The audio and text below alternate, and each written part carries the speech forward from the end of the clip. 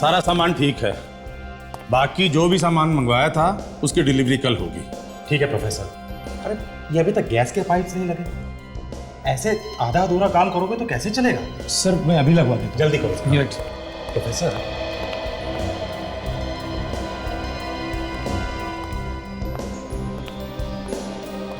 ये लो, very good, स्कर्टन्स भी आ गए। इधर रखो भाई। प्रोफेसर कटर ले।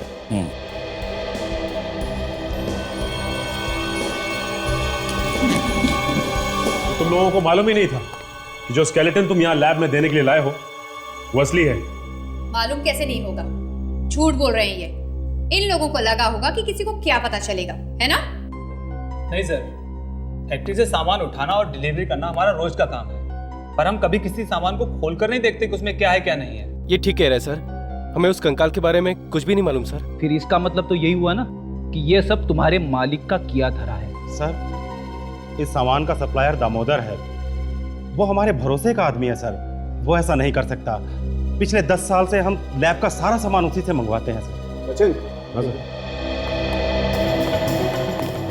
बॉस, ये स्केलेटन 100% असली है और ये एक आदमी का स्केलेटन है। और देखो ये इसके सर पे पीछे की तरफ यहाँ गोली मारी गई। तो इसका मतलब है कि इसकी मौत को ज्यादा वक्त नहीं हुआ है? नहीं। ठीक है सर, मैं इस स्केलेटन को फॉरेंसिक लैब भिजवा देता हूँ। That will be better. Thank you sir. मैं चलता हूँ ना। Okay sir. क्या बात है प्रोफेसर साहब, आपने बुलाया था मुझे? दामोदर, ये क्या भेजा है तुमने? हैं? ये सब हो क्या रहा है? एक खून को छुपाने के लिए तुमने लाश को यहाँ पे भेज दिया, हाँ? क्या सोचा था तुमने कि तुम पकड़े नहीं जाओगे? नहीं सर, ये आप कैसी बातें कर रहे हो सर? सर हमारे यहाँ प्लास्टर ऑफ पेरिस से ही हड्डियाँ बनाई जाती हैं सर। सर यकीन मानिए मेरा, मुझे बिल्कुल नहीं मालूम कि असली कंकाल यहाँ आया कहाँ से। हर गुनहगार का यही रोना होता है। अभी पता चल जाएगा। कहाँ है तुम्हारा ये वर्कशॉप जहाँ पे ये सब होता है? सर आपने ठीक ही कहा था, इन पसलियों के अंदर से जो मांस मिला है वो किसी एसिड से ही गलाया गया है। लेकिन मैं एक बात और सोच रहा हूँ कि खूनी को आखिर इतना सारा एसिड मिला कहाँ से? वही तो पता लगाना है कि इतना सारा एसिड आया कहाँ से। सर किसी खूनी को केमिकल्स के बारे में इतनी जानकारी कैसे हो सकती है? हो सकता है कोई केमिकल इंजीनियर भी हो।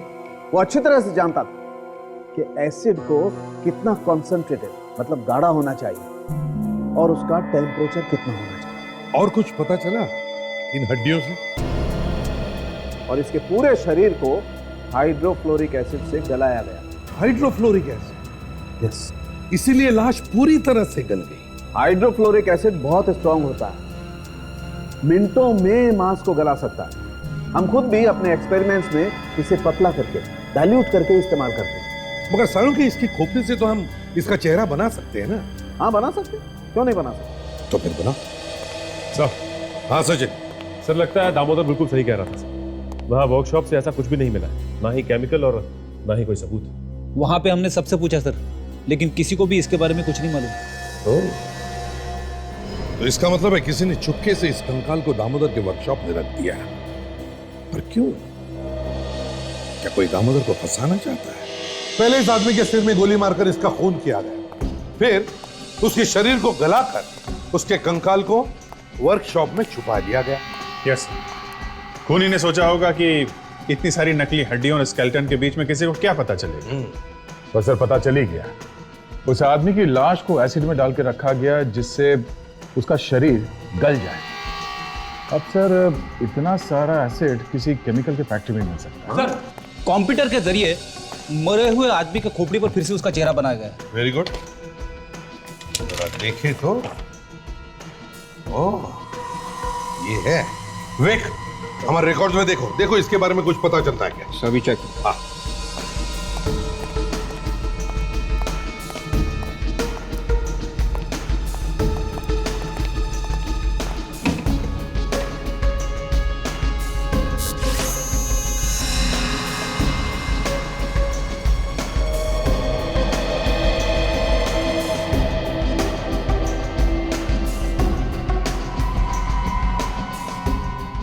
सर है हमारे रिकॉर्ड्स में। दिखेगा? ये देखिए सर, छोटा मोटा चोर है सर, केतन। 2005 में इसे आखिरी बार पकड़ा गया था। उसके बाद से इसका कोई रिकॉर्ड नहीं है। पर सर एक छोटे मोटे चोर को किसी ने इस तरीके से क्यों मारा होगा? वही तो, एक छोटे मोटे चोर को इस तरह से मारने की जरूरत क्या थी? कुछ तो है। पहले तो हमें यह पता लगाना चाहिए कि जहां पर हमें केतन की लाश मिली वहां आसपास कोई केमिकल की फैक्ट्री है क्या, और इस केतन के घर जाकर भी पूछताछ करनी पड़ेगी।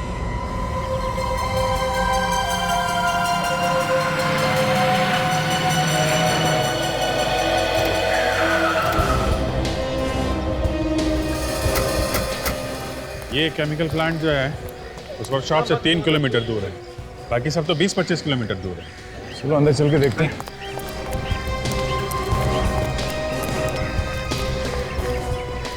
साला फैक्ट्री भी काफी टाइम से बंद पड़ी है ना। एक मिनट,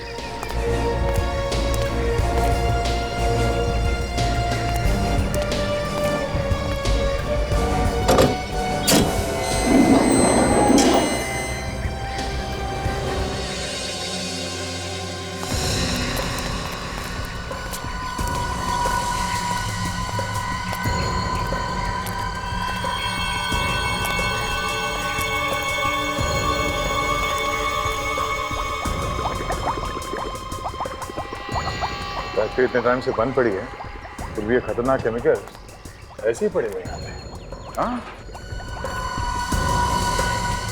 ये खतरनाक केमिकल है, कोई वॉचमैन वगैरह तो रखना चाहिए था।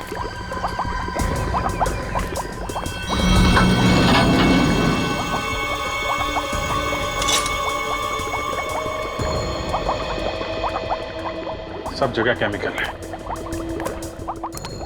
बदबू सी भी आ रही है।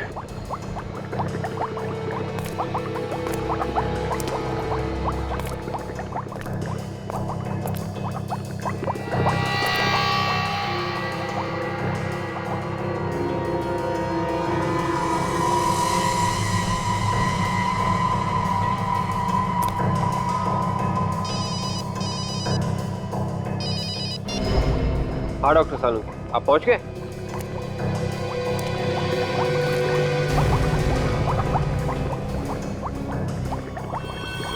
Okay sir, right sir. Sir, doctor Salunke का फोन था, बस पहुंच रहे हैं। अच्छा, लेकिन ये देखा तुमने, अगर ये फैक्ट्री काफी दिनों से बंद है तो ये केमिकल यहाँ बाहर कैसे गिरा हुआ है? अभिजीत, कौन है? जी, दीवार पर खून का निशान है। लगता है केतन को शायद यहीं पे गोली मारी है। और उसके बाद बॉडी को एसिड के ड्रम में डाल दिया होगा ताकि वो स्केलेटन बन जाए। यार सब तरफ एसिड के ड्रम भरे पड़े, इससे तो पूरी जगह को आग लग सकती है, खाक हो सकती है सारी जगह। हाथ मत लगाना किसी को, बहुत खतरनाक होते हैं। और ये दीवार पे खून लगा, ये खून केतन का हो सकता है। हाँ हो सकता था यार, उसी का खून। केतन के सर में गोली लगी थी, उसी से ये खून इस दीवार पे आके लग गया होगा। उधर बाहर वहाँ केमिकल का एक बहुत बड़ा ड्रम है, उसका आधा केमिकल तो बाहर जमीन पे गिरा पड़ा है। अच्छा, उसे भी चेक कर लेंगे, पहले ब्लड का सैंपल ले लें।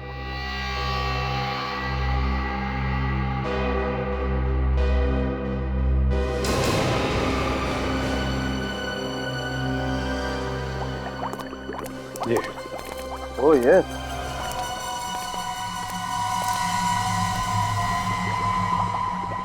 बॉस इसे चेक करना पड़ेगा।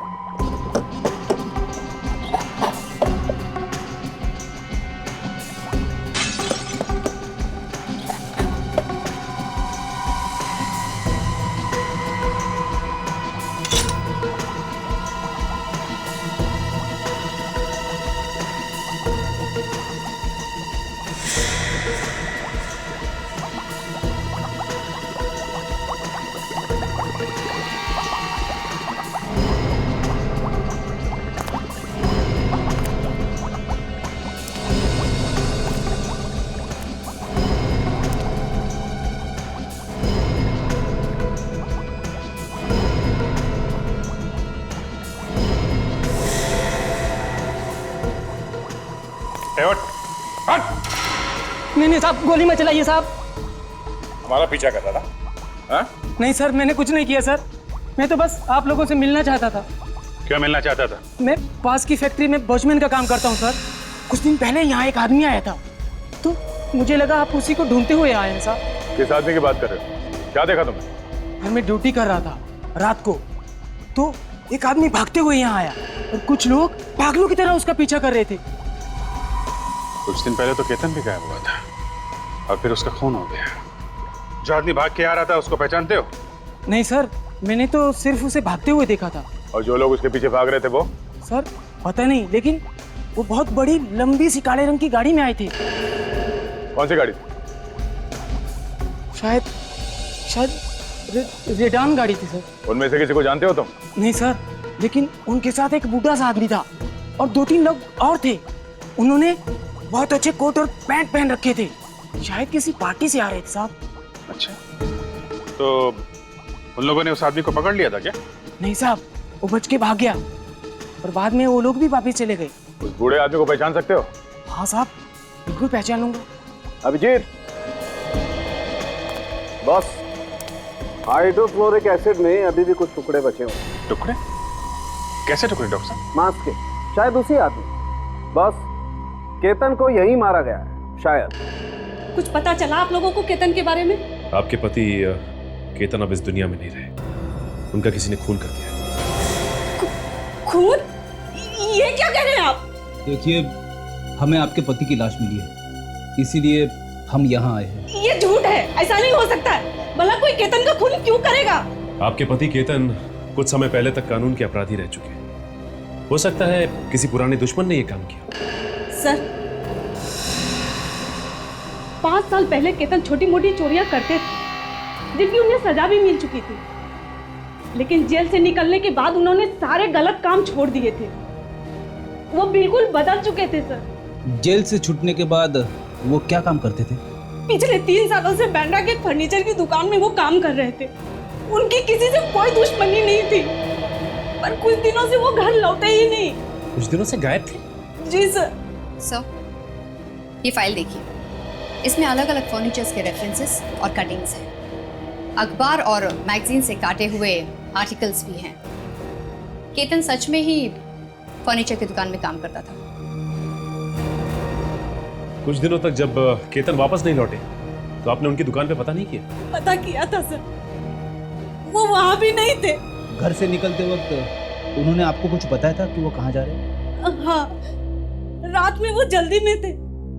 कह रहे थे कुछ जरूरी काम है और कार की तरफ जाना है। बस इससे ज्यादा मुझे कुछ भी नहीं मालूम है सर।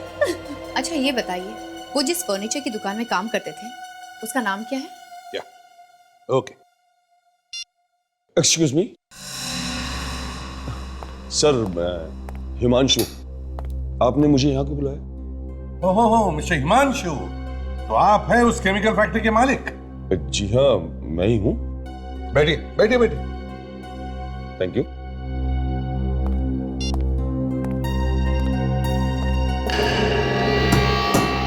जानते हो इसे? पहचानते हो? जी नहीं। कौन है ये? नहीं जानते इसे? जी नहीं, मैं इसे नहीं जानता। केतन है ये, केतन।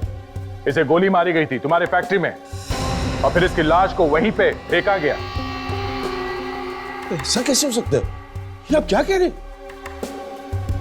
अब मुझे तो इस बात की खबर तक नहीं है। ये आपकी फैक्ट्री बहुत दिनों से बंद है ना?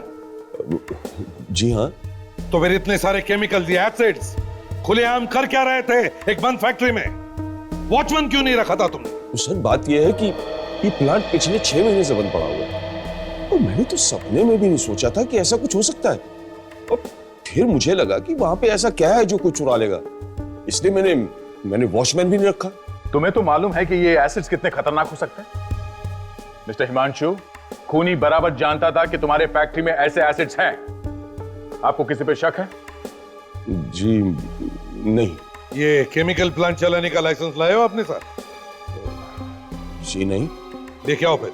लेकिन वो मैं तो आप ये प्लांट बिना लाइसेंस के इस्तेमाल कर रहे हैं? नहीं, ऐसी बात नहीं है, लाइसेंस है, लेकिन ढूंढना पड़ेगा। तो ढूंढो और लेके आओ। चाहिए? जी।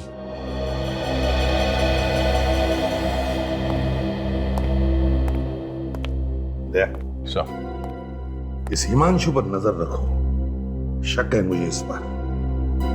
अगर ये खून में मिला हुआ है तो कोई ना कोई गलती जरूर करेगा।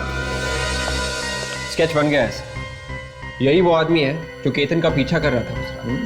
अच्छा, होता है? उस गाड़ी का पता लगा जिसमें ये आदमी आया था? वही जो रिडान गाड़ी, ये वॉचमैन जो बता रहा था? हाँ सर, आरटीओ से पता लगा है सर। वो एक इंपोर्टेड गाड़ी है और ऐसी गाड़ियां शहर में बहुत कम है, और जितनी है उन सबकी लिस्ट और फोटो हमारे पास आने वाली है सर, फैक्स है। लीजिए सर, फैक्स आ गया। ये देखिए सर, ये एक मिस्टर रघुवेंद्र है, खार से। इनके पास ऐसी गाड़ी है। ये शहर के काफी जाने माने रईस है सर। ये पुराने पेंटिंग्स और सामान खरीदते बेचते हैं। दया, ये वही है रघुवेंद्र जो स्केच बनाया, वो रघुवेंद्र। उसकी तस्वीर मैंने काफी बार अखबारों में देखी है। खार में रहता ही है। और केतन उस दिन खार की तरफ ही गया था। तो कहीं केतन इस रघुवेंद्र के पार्टी में ही तो नहीं गया? इसे जानते हो? जी हाँ सर, केतन है, हमारे यहाँ काम करता था, पर कुछ दिन से काम पर नहीं आ रहा। अभी आएगा भी नहीं। मतलब केतन का खून हो गया है। क्या? केतन का खून हो गया? हाँ, किसी ने उसे गोली मारकर उसकी लाश को छुपाने की कोशिश की, पर वो लाश हमें मिल गई। लेकिन केतन को कोई क्यों मारेगा? यही जानने की कोशिश हम भी कर रहे हैं कि किसी ने केतन को क्यों मारा। हाँ? अच्छा, जाने से पहले केतन ने किसी को कुछ बोला था? कुछ बताया था? जी नहीं, कुछ भी नहीं बताया। बस काम करते करते अचानक एक दिन चला गया और फिर नहीं आया। किसी को बताया भी नहीं कि कहाँ गया है। केतन कितने साल से काम कर रहा था यहाँ पे? 3 साल से। 3 साल से काम कर रहा है यहाँ पे। इतने दिन से आया नहीं, तो आप लोगों में से किसी ने भी जानने की कोशिश नहीं की कि वो क्यों नहीं आ रहा है? पता करने की कोशिश की थी सर, कई बार फोन भी किया, पर किसी ने उठाया नहीं।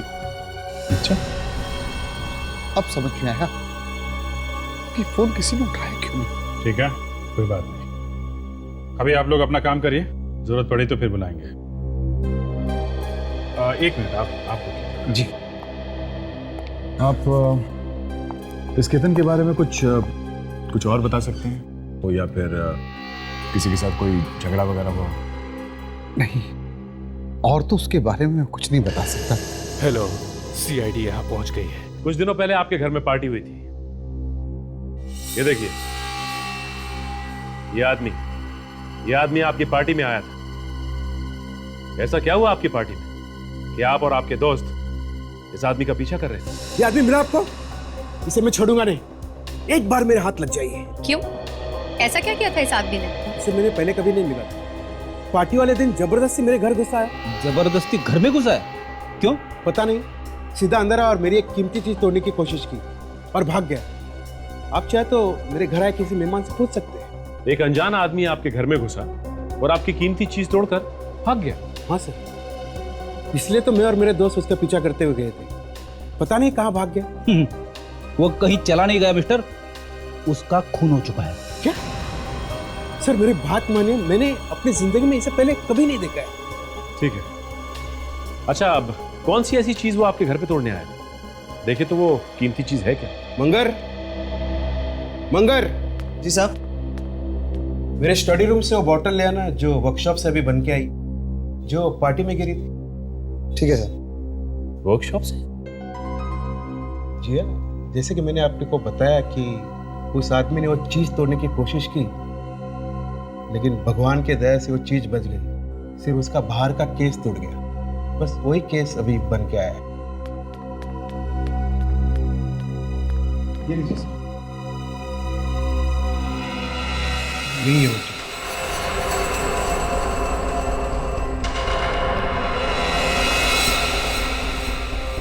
इतनी छोटी सी बोतल, इस बॉटल में ऐसा क्या है जो ये इतनी कीमती है? खून। ये खून है। खून? किसका खून? 1860 1860 के एक महारानी का खून। एक ऑक्शन में बहुत पैसे देकर खरीदी। किसी के खरीदने पर उस रात पार्टी दी थी मैं। महारानी का खून? कोई तो वजह होगी जो केतन इसे तोड़ने यहाँ आया था। मिस्टर रघुवेंद्र, ये बॉटल आप हमें दे दीजिए।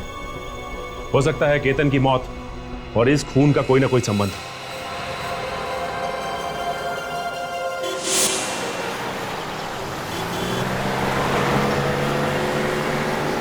150 साल पुराना महारानी का खून एक शीशी में मिलने लगा है।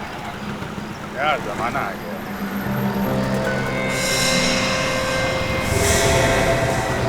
ये कारी ये यहाँ क्या कर रही है?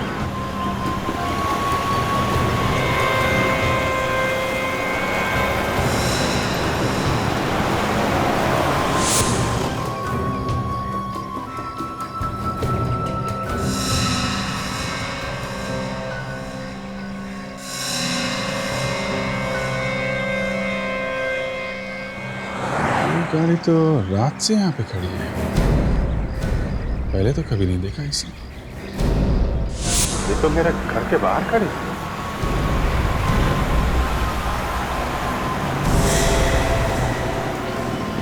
कहीं कोई मेरा पीछा तो नहीं कर रहा है? हाँ? तो पीछा कर रहा है तो क्यों?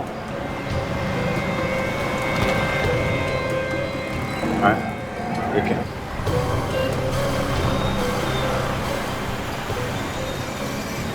क्या?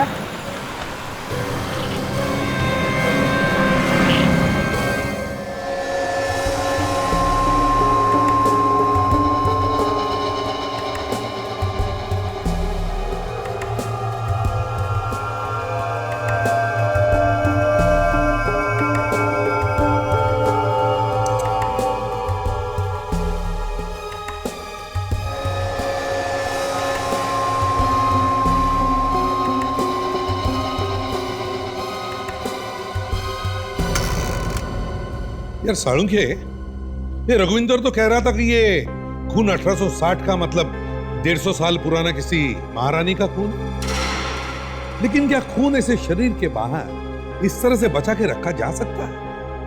खून तो सूख जाएगा ना। हाँ सर, आप ठीक कह रहे हैं। खून को या तो बहुत ही ठंडे तापमान में रख के संभाला जा सकता है या फिर उसमें कोई केमिकल मिला, नहीं तो खून धीरे धीरे सूखने लगता है।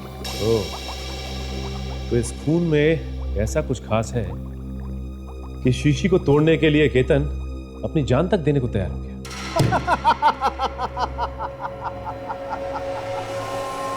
क्या हुआ, लक्कड़ बग्गे ने काटा गया? किसने काटा? लक्कड़ बग्गे ने। अरे लक्कड़ बग्गे ने नहीं, ये महारानी के खून ने काट लिया है। खुशबू आ रही है खून में से। अरे भाई, खुशबू तो तब आएगी जब ये खून होगा। ये खून है ही नहीं। क्या? हाँ? ये तो क्या कह रहा है साळुंखे? ये खून नहीं है, पानी है, लाल रंग का पानी। लाल रंग का पानी? तुम्हारे कहने का मतलब है कि ये महारानी के खून होने की बात झूठ है? आपका मतलब है नकली खून बेचा है उन लोगों ने मुझे? रघुविंदर जी, ये जो 150 साल पुराना महारानी का खून है ना, ये खून है ही नहीं, बल्कि लाल रंग में मिलाया हुआ पानी है, पानी। ऐसे कैसे कर सकते हो मेरे साथ? मैं उन्हें छोड़ूंगा नहीं, एक एक को सजा दिलाऊंगा। हाँ, उन्हें सजा तो मिलेगी। पता नहीं कितने सालों से ये लोग ऐसा नकली खून बेचते आए हैं लोगों को। सर, उनके ऑफिस को सील कर दिया है और जो सामान वो लोग कहते हैं हजारों साल पुराना है, वो सब भेज दिया है सर फॉरेंसिक लैब में टेस्ट करने के लिए। सर, ये है वो ऑक्शन मैनेजर। संदीप, धोखेबाज, लाखों रुपए लेकर ये बेचा तूने मुझे। महारानी का खून कहकर ये लाल रंग बेचा तूने मुझे। तुझे तो मैं रघुविंदर जी, सर, मुझे तो खुद यकीन नहीं आ रहा कि ये सब कैसे हो सकता है।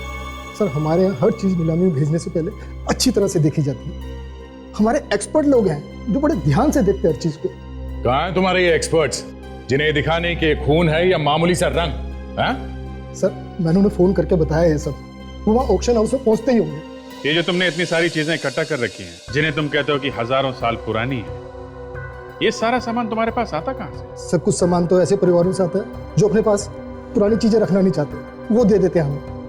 और कुछ ऐसे लोग जो पूरी दुनिया घूम के सामान इकट्ठा करने का शौक रखते हैं, वो हमें बेच देते हैं। तो फिर ये महारानी का नकली खून ये कहां से खरीदा तुमने, या फिर किसी परिवार ने दिया बेचने के लिए? ये तो हमें किसी ने बेचा था सर, वही सर जिसने धोखा दिया। चुप रहो, तुमने बेचा था नहीं, पैसे तुमने लिए थे ना, तो धोखा तुमने ही दिया। प्लीज आप शांत हो जाइए और आप ये बताइए कि जिस आदमी ने आपको ये शीशी बेची वो है कौन? सर उसका नंबर और पता तो ऑफिस में ही है। ये देखिए। ये कौन है? तुम इसे नहीं पहचानते? कमाल है, ये आदमी अच्छी तरह से जानता था कि इस शीशे में नकली खून है, और यही बताने के लिए रघुविंदर जी के घर भी गया था, लेकिन बेचारा बता नहीं पाया। इसके बारे में मुझे कुछ नहीं मालूम, मैं इसे नहीं जानता। सर, जो सामान हमने फोरेंसिक लैब में टेस्ट करने के लिए भेजा था, ये रही उसकी रिपोर्ट।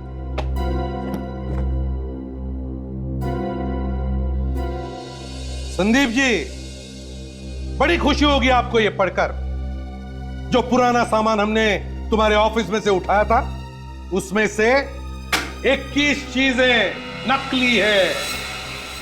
21 नकली है? हाँ, नकली।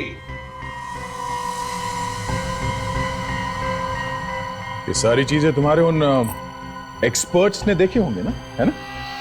हाँ, एक्सपर्ट्स ने तो देखा था, लेकिन ये कैसे हो सकता है?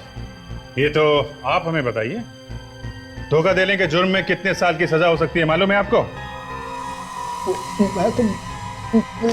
तो बताइए, ये सारी चीजें किस परिवार ने दी थी तुम्हें बेचने के लिए? सर, इसमें से कोई भी सामान किसी परिवार से नहीं है। तो फिर? ये सारी चीजें हमने खरीदी है। तुमने खरीदी थी? तो फिर जिनसे भी ये चीजें खरीदी हैं, उन सबको बुलाओ अपने ऑफिस में और कहो उनसे ये सारी चीजें खरीदने के लिए एक बड़ा खरीदार आया, बहुत अच्छा पैसा मिलेगा।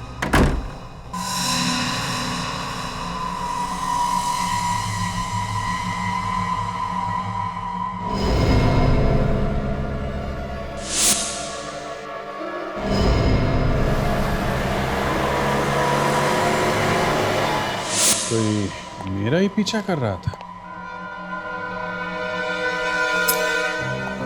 सीआईडी ऑफिसर के घर में घुस गए, इतनी हिम्मत।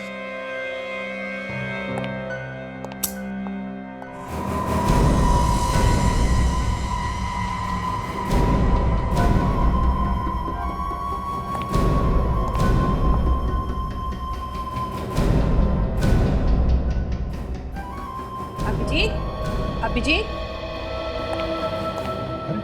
अभी आप? बेटा ये सब क्या है? पता नहीं, लगता है कोई घर में घुस गया था। आपने देखा था क्या आज किसी को आते हुए मेरे घर में? हाँ, कोई आया तो था। अच्छा। पर उसने अजीब सा लंबा सा काला कोट पहन रखा था और उसके सर पे टोपी भी थी। आपने उसका चेहरा देखा क्या? नहीं, मैं ठीक से नहीं देख सकी बेटा, क्योंकि आंखों पे चश्मा नहीं था। वो क्या है ना कि आज मैंने कुछ पकोड़े बनाए थे, और जब तुम्हारे घर के ताले के खुलने की आवाज आई तो सोचा तुम्हें भी बुला लूं, और उसे देखा। वो कह रहा था कि वो भी सीआईडी में तुम्हारे साथ काम करता है। हा? और तुमने कुछ फाइल लाने के लिए उसे कहा है। ओह, तो उन्हें मालूम है कि मैं सीआईडी में काम करता हूँ, इसलिए वो मेरा पीछा कर रहा था। सर, मैंने सबको फोन करके बुलाया था, पता नहीं अब तक क्यों नहीं पहुंचे वो लोग। क्योंकि वो लोग निकल लिए बेटा, उनको मालूम था कि नकली चीजों को असली बोल के बेचा जा रहा था। अब उन लोगों को ढूंढना पड़ेगा। तुमने जिन जिन को फोन किया था? सर जी जिन डीलर्स को आपने फोन किया था ना, अरे जो नकली माल हमें बेच गए थे, उसमें से एक आदमी यहाँ आया हुआ है। कौन? अरे वही जिसका माल बहुत बिका था। मिल गया है? हाँ, उसे अंदर बुलाओ। अभी बुला दो। कोई होशियारी नहीं, समझे? हाँ, देख रहा हूं यहां से।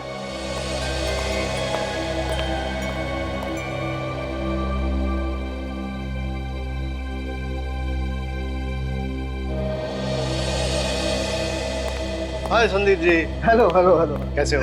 अच्छा, आपको तो मालूम ही होगा, बड़ी ऊंची बोली लगी है आपके सामान की, आपको आपका हिस्सा मिल जाएगा। क्या केतन का खून हो गया? हमें भी तो पता चले कितने दाम मिले हैं हमारे सामान के। हाँ हाँ, क्यों नहीं, आप बैठिए ना, अभी 2 मिनट में पता लगेगा। हाँ बैठिए। वैसे हम हर किसी को अच्छा दाम देते हैं, सामान चाहे कैसा भी हो। सीआईडी? हम हर किसी का हिसाब किताब फौरन चुका देते हैं, किसी का भी बाकी नहीं रखते हैं, जैसे तुम्हारा देने वाले हैं। मुझे कोई सामान नहीं बेचना, आप लोगों को कोई सामान नहीं बेचना मुझे। अरे तुम्हारे दोस्तों ने तो तुम्हें धोखा दे दिया, फंसा के भाग गए वो। उन लोगों ने बताया नहीं तुम्हें कि यहाँ पे सीआईडी इंतजार कर रही है? मेरे पास मत आना मेरे पास। गोली चलाएगा? हाँ गोली चलाएगा मुझ पे? फर्नीचर के दुकान में कीमती चीजों की नकल बना बना के तेरे पर निकल आए।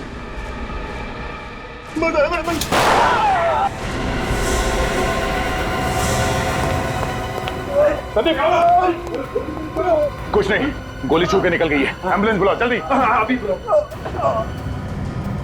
सर शुरू में तो मुझे लगा था कि ये कोई इत्तेफाक है, लेकिन जब मैं ब्यूरो से बाहर निकला सर, तो मैंने वो गाड़ी फिर से देखी। जी सर। सर और तो और आज तो मेरे घर में घुस आए। हाँ सर, पूरा तहस नहस कर दिया। लगता है कुछ ढूंढ रहा है सर। नहीं, चेहरा तो नहीं देख पाया सर। एक मिनट सर, ये दया का फोन आ रहा है। शायद वो नीलाम घर में है सर, वहां से फोन कर रहा है। देखते हैं, शायद कुछ पता चला। हाँ मैं आपको फोन करता हूँ सर। जी सर। हाँ दया बोलो। क्या? वो फर्नीचर शॉप में काम करने वाले आदमी का नाम नीलाम घर की लिस्ट में? ये कैसे हो सकता है? नहीं, गड़बड़ है दया, गड़बड़ है। एक काम करो, तुम वहां पे पहुंचो, मैं भी आता हूं। हैं? बस मैं निकला।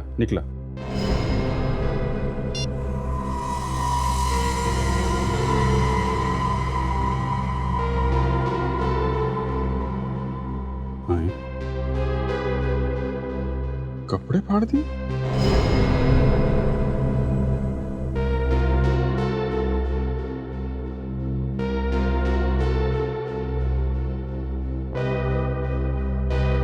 लगता है ये मेरे कपड़ों में कुछ ढूंढ रहा है।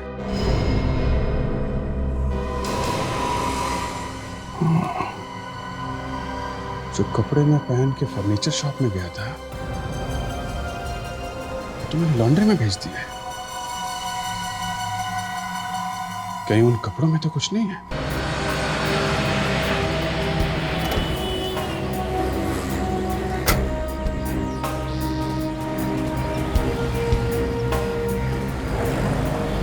अरे गणेश।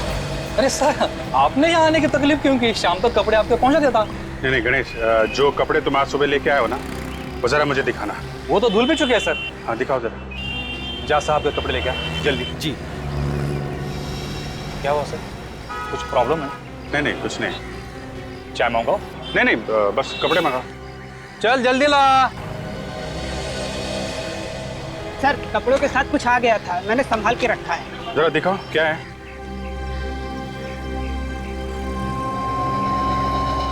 सर ये रहा।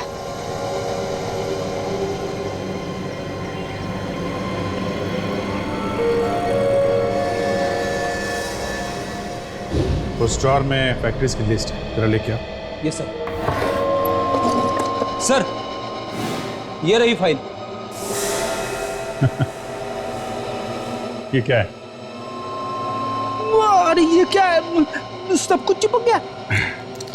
ये मैग्नेट मैंने रखा था ड्रॉर में, इसकी वजह से ये सब हुआ है।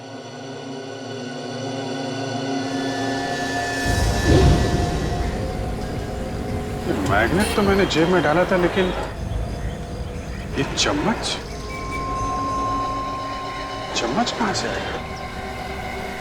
वो भी इतना पुराना। अभिजीत, इस मैग्नेट की वजह से ये चम्मच तुम्हारे जैकेट के पॉकेट पर चिपक गया है ना, और फिर इसी चम्मच की वजह से तुम्हारा पीछा भी किया गया। यस।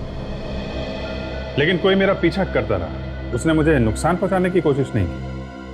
हाँ, मेरे पीछे से मेरे घर जाके उसने इसे ढूंढने की कोशिश जरूर की है।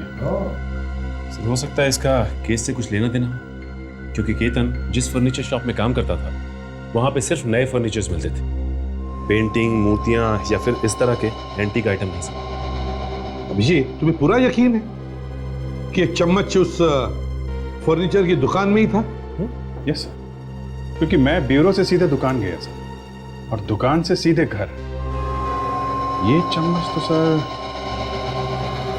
उस दुकान में ही था।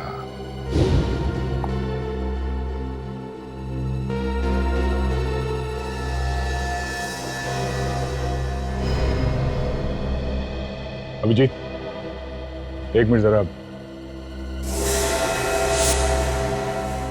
हाँ सर, ये चम्मच उस दुकान से ही आया है सर। ये वहां के एक ड्रॉर में था, ये वहीं पे था सर, ये वहीं से आया है। ये चम्मच उसी दुकान से आया है, मगर ये चम्मच वहां उस फर्नीचर की दुकान में कैसे? वैसे तो ये काफी पुराना लगता है। ये केतन उसी फर्नीचर दुकान में काम करता था ना? वो जो केतन के घर से तुम्हें फाइल मिली थी, जरा दिखाओ तो। जी सर, इस फाइल में पुरानी डिजाइन और पुरानी चीजों की कटिंग्स हैं। लेकिन सर, इतना मामूली सा कारपेंटर का इन सब से क्या मतलब हो सकता है? वही तो देखते हैं।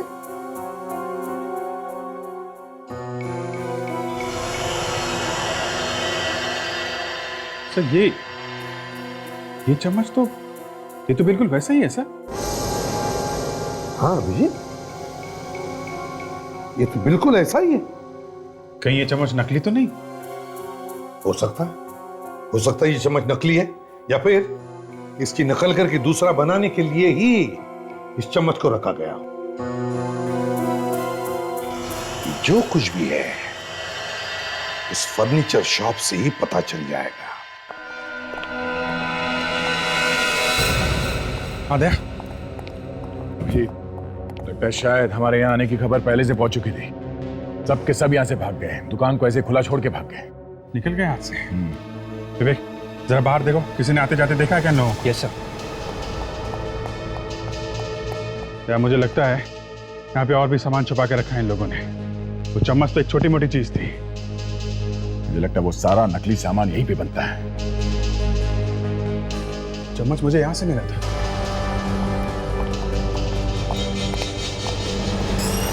यहाँ पे उस दिन वो चम्मच मैंने यहाँ पे देखा था। मैग्नेट की वजह से मेरे कोट में चिपक गया था वो।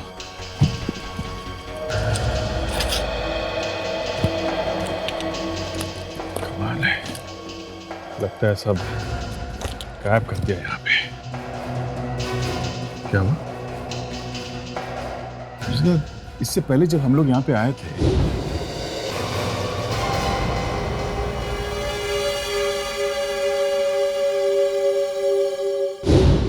तब भी मैंने इस कारपेट को देखा था और मुझे थोड़ा अजीब सा लग रहा था। क्यों? नहीं, ये कालीन, ये मॉडर्न फर्नीचर बनाने वाले दुकान के बीचों बीच में ये पुराना कालीन क्या कर रहा है? और ये ऐसे ही रखा हुआ है, बेचने के लिए नहीं है। देखो, लिखा हुआ है नॉट फॉर सेल। देखते हैं।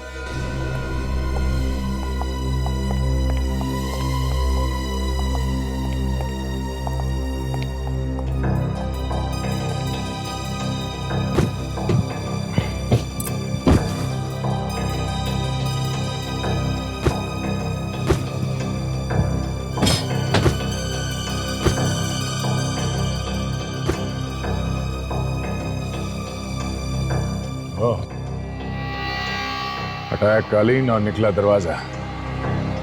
ये तो उलझा सिमसिम हो गया था।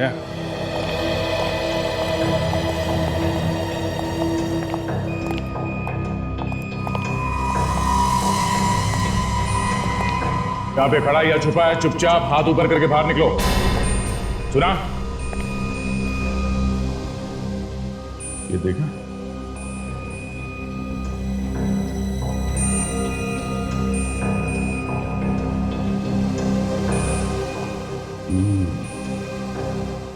सब नकली सामान है।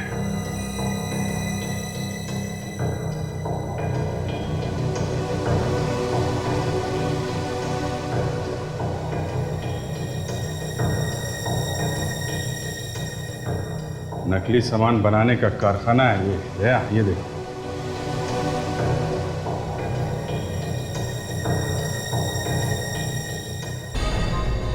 ऊपर दुकान, नीचे नकली स्थान। पुरानी पुरानी बेशकीमती चीजों की नकल की जा रही है यहाँ पे। लोग हजारों करोड़ों रुपए देते हैं ये 100-100, 200 रुपए की चीजों के, हैं? और जिन असली चीजों की नकल की जा रही है वो भी तो कहीं से चुराई गई है। सर इन्होंने सबको भागते हुए देखा था सर। बाजू वाली दुकान इनकी है। अच्छा, आपको मालूम है कहाँ गए वो लोग? कहाँ गए तो मालूम नहीं सर, जल्दी जल्दी में भागते हुए देखा मैंने, और एक बड़ी सी गाड़ी आई थी उन्हें लेने के लिए। गाड़ी में जो आदमी था दिखा वो? हाँ सर, मैंने पहले कई बार उसे यहाँ आते जाते देखा है। अच्छा, दिखने में कैसा था वो? दिखने में लंबा सा था और काफ़ी अमीर सा दिखता था। और हाँ सर, वो किसी केमिकल प्लांट्स के बारे में बात कर रहा था। Chemical plant?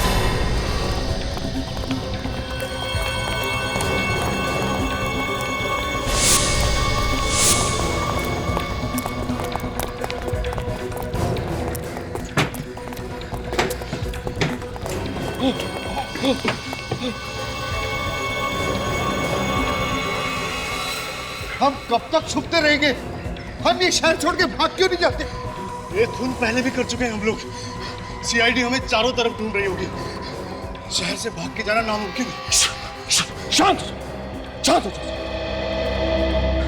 देखो, सीआईडी वालों को मुझ पर कोई शक नहीं। वैसे भी यहाँ पर सीआईडी वाले नहीं पहुंच सकेंगे। और हाँ, बाकी जो कुछ भी करना है वो ये बताएंगे।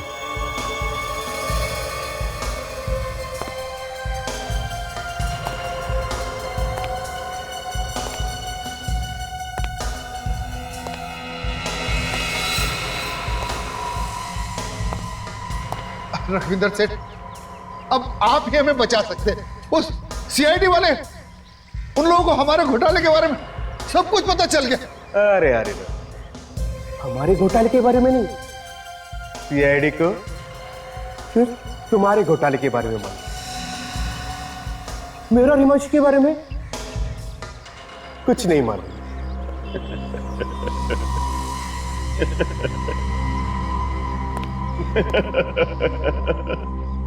मतलब आप हमें फंसा देंगे? भाई देखो भाई लोगों, अब तुम लोगों का काम खत्म हो चुका है, इसलिए तुम लोगों को मरना तो पड़ेगा, नहीं तो हमारे बिजनेस का क्या होगा, है? ये सब केतन की वजह से हो रहा है। क्या जरूरत थी उसे उछल उछल कर पार्टनर बनने के सपने देखने की? खुद तो मरा ही मरा, तुम सब लोगों की खबर भी खुद के गया।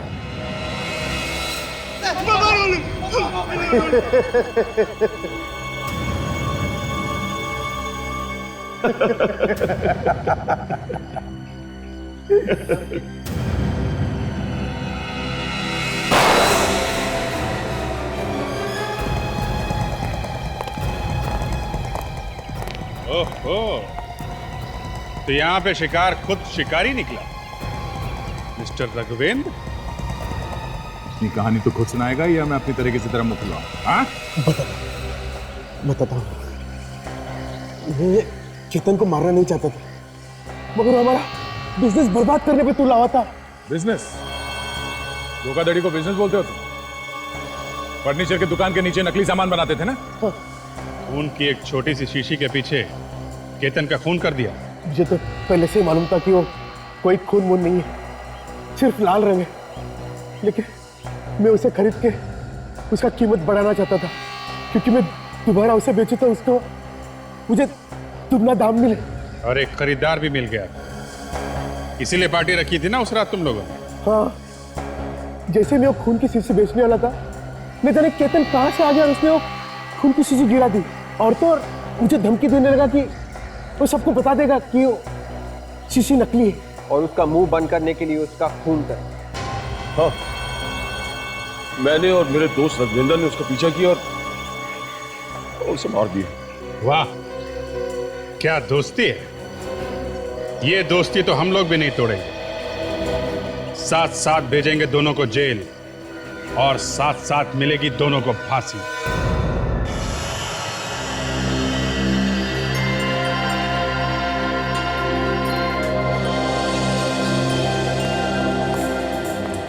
कविता याद है हम लोग ऐसे एक शिमला में रेस्टोरेंट में बैठे हुए थे और वहां पे एक ऐसी पति पत्नी बैठे हुए थे।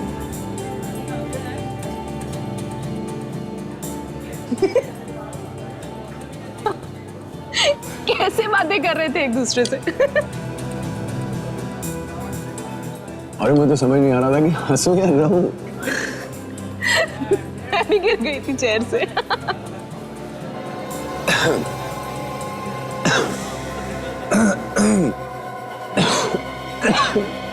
क्या हुआ दीपक? पता नहीं यार, अचानक गले में दर्द सा हो रहा है। क्या हो रहा है गले में? कैसा दर्द हो रहा है? दीपक, दीपक, क्या हो? कोई है? Please help! Manager, manager, please somebody help! Please help! Deepak क्या हो रहा है? दीपक क्या हुआ मैडम? यहाँ पर आसपास कोई डॉक्टर है? ये तो मुझे मालूम है। क्या इन्हें पहले से कोई बीमारी है? नहीं, इनको कोई बीमारी नहीं थी। अभी सूप पीते पीते अचानक ऐसा होने लगा। प्लीज एम्बुलेंस बुलाइए जल्दी, प्लीज। डोंट वरी, मैं कुछ करता हूँ। Please somebody help! Deepak, Deepak, दीपक,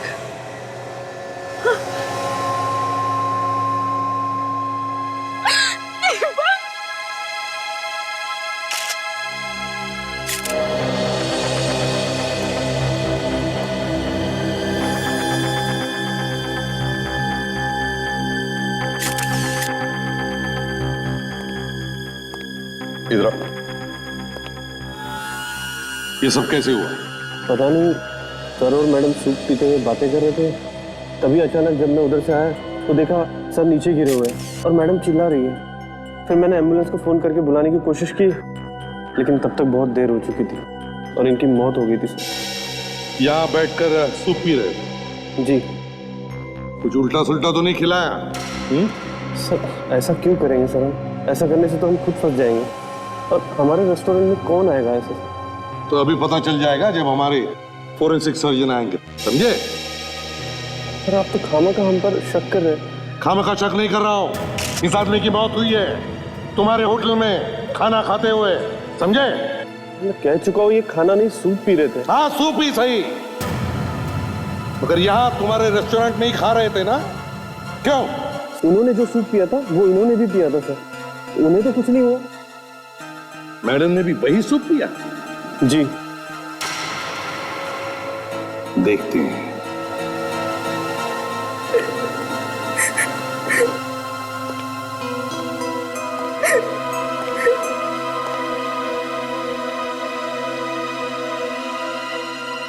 देखिए,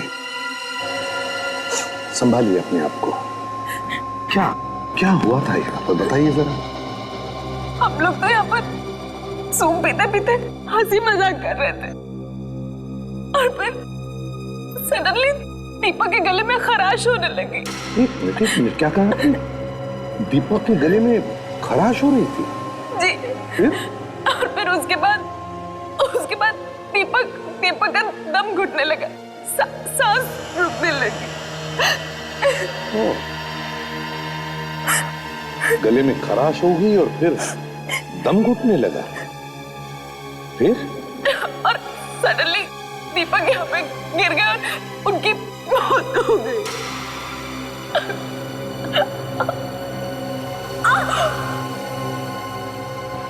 क्या हुआ? कविता जी क्या हुआ? कविता, कविता, कविता क्या हो रहा है? कविता,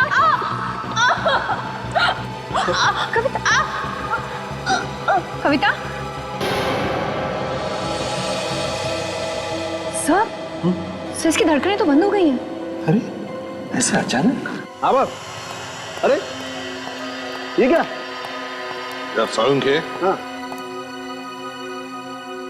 एक के बदले दो मौतें हुई है यहाँ पर। दो? जी हाँ, पहले ये और फिर ये मैडम अभी कुछ ही सेकंड्स पहले मेरे साथ बातें कर रही थी, गिर गई। अच्छा? सूप पी रहे थे यहाँ इस टेबल पर बैठ के। मैं चेक करता हूँ। हाँ देखो।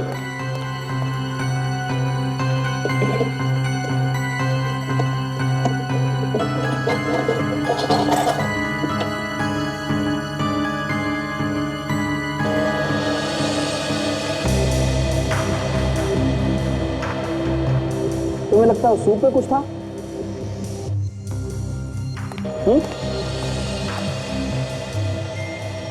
बिल्कुल, सूप में जरूर कुछ न कुछ तो था, क्योंकि मरने से पहले इसके गले में खराश होगी और फिर सांस लेने में तकलीफ हो रही, फिर इसकी मौत हो गई। और ये मैडम मेरे सामने अपना पेट पकड़कर गिर गई। ऐसे पेट पकड़ रही थी जैसे पेट में बहुत दर्द हो रहा था।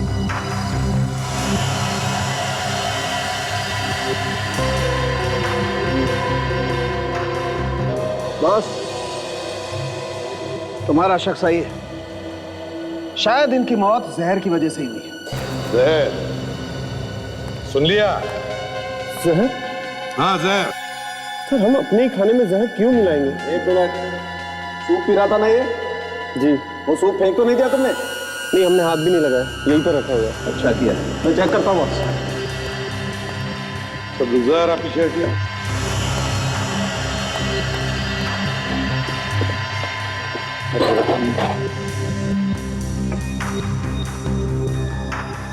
यही सूप था ना?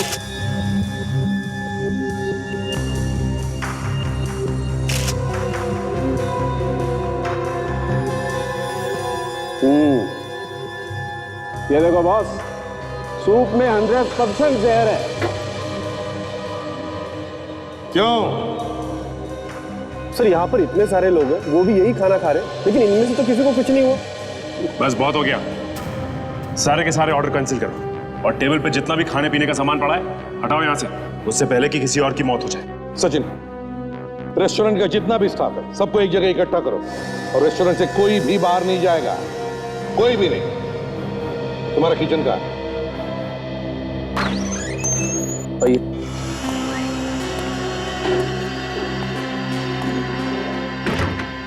चलिए प्लीज 1 मिनट, सब काम छोड़ दीजिए, सब खाना छोड़ो और इस तरफ एक तरफ आ जाओ।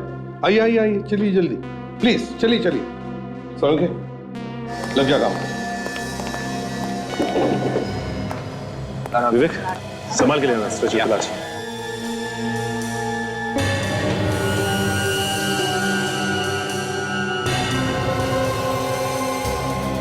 संभाल के आराम से संभाल के।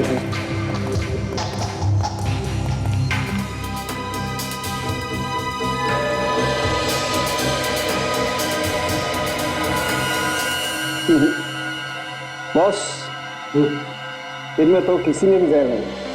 किसी में भी नहीं? वो तो वही सूप है ना? हाँ, तो इसमें भी जहर नहीं है। सूप तो वही है लेकिन जहर नहीं। इसमें भी जहर नहीं है ना? अच्छा, ये यहाँ पर सूप कौन बनाता है? सर मैं बनाता हूँ। जरा यहाँ आइए, बताओ ये सूप किसने बनाया था? सर मैंने बनाया था। ये 6-7 लोगों के लिए सूप एक साथ मैं बनाता हूँ सर। अच्छा, और सूप किचन से कस्टमर के टेबल तक कौन लेके जाता है? वेटर ही लेके जाता है ना? जी जी। कौन लेकर गया था ये सूप, मैनेजर साहब? सर मेरे ख्याल से हरपेश। हरपेश?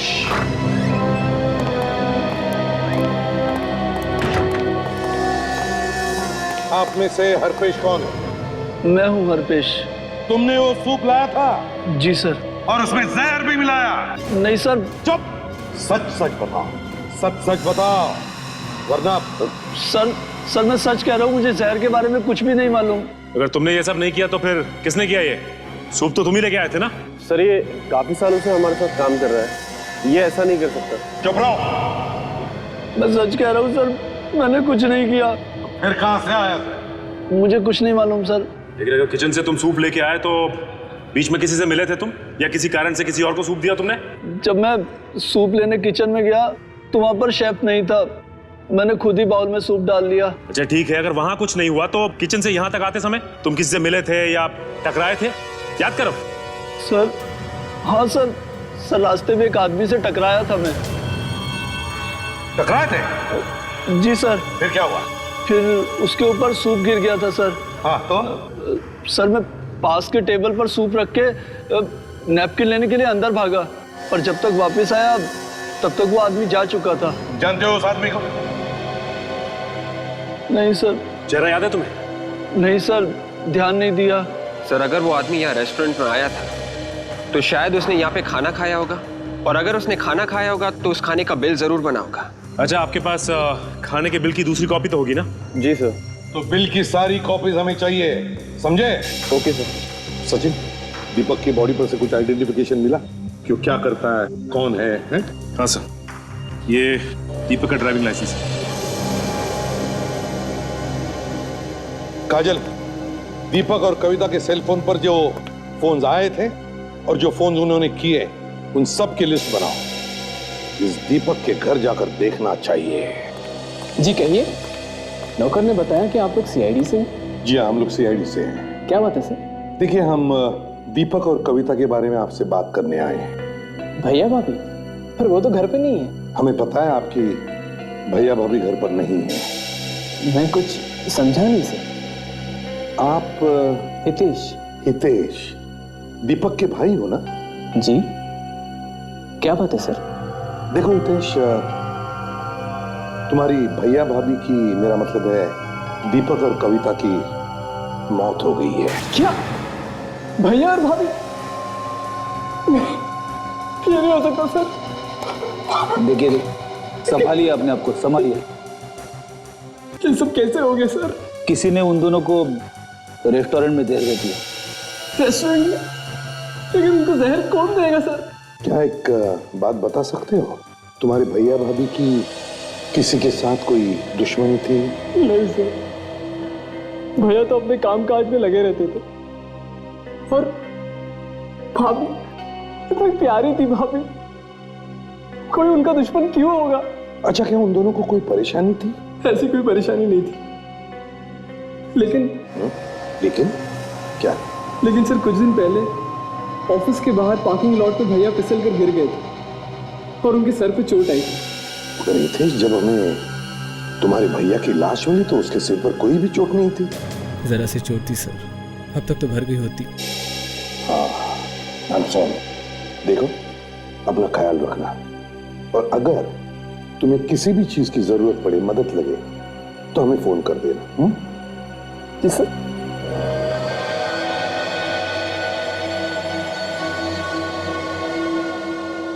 रेस्टोरेंट में सूप लेकर आने वाले वेटर से जो आदमी टकराया था, उसी ने उस सूप में जहर मिलाया है, क्योंकि ये सब करने के लिए सिर्फ उसी आदमी को मौका था। Okay, thanks sir. हाँ सचिन। सर, जिन जिन लोगों ने रेस्टोरेंट में क्रेडिट कार्ड से पेमेंट की थी, उनमें दीपक की वाइफ कविता का नाम दिया सर। क्या? कविता का भी नाम है? अरे लेकिन कविता की मौत तो बिल पेमेंट करने से पहले ही हो गई थी ना, फिर कैसा बिल पे किया उसने और किसके लिए? सचिन देखो जरा बिल में, देखो किस चीज के पैसे भरे थे कविता ने। सर, ये सैंडविच और जूस के। क्या? सैंडविच और जूस? लेकिन सर, दीपक और कविता ने सिर्फ सूप ही पिया था।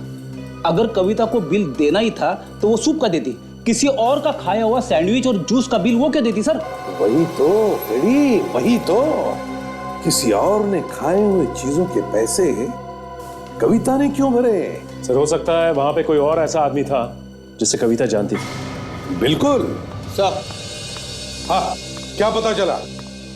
सर, मरने से थोड़ी देर पहले कविता को एक फोन आया था। फोन आया? कहां से, किसका फोन था, कुछ पता लगा है तुमने? हाँ सर, जिस नंबर से फोन आया था वो फोन बंद है। जिस नंबर से कविता को फोन आया था वो फोन बंद है। फोन बंद है। हमें फिर से उस रेस्टोरेंट में जाना चाहिए।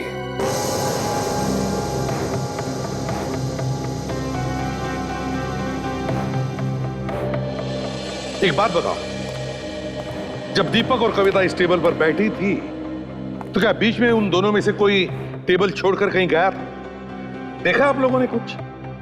सर, जब मैं सूप देने आया तब मैडम का फोन आया था उसी समय। कविता मैडम को फोन आया था? जी सर। फिर क्या हुआ? फिर सर वो फोन पर बात करने के लिए उठकर थोड़ी आगे चली गई। फोन पर बात करने के लिए आगे चली गई? तो तुमने कुछ सुना? कुछ सुना फोन पर? क्या बातें हो रही थी? कानों पर कुछ पड़ा तुम्हारे? नहीं सर, पर ऐसा लगा जैसे वो किसी को ढूंढ रही हैं। ढूंढ रही है? जी सर। क्या ढूंढ रही है किसी? सचिन, पता चल जाएगा किसको ढूंढ रही थी। लेकिन एक बात है, कविता जब फोन पर बात करते करते आगे निकल गई, तभी उसी दौरान कविता ने उस आदमी का भी बिल भर दिया, उस आदमी का जिसके साथ ये वेटर टकराया था। अब जल्दी से जल्दी पता लगाओ कविता को आखिरी फोन किसका आया था, किसका फोन है।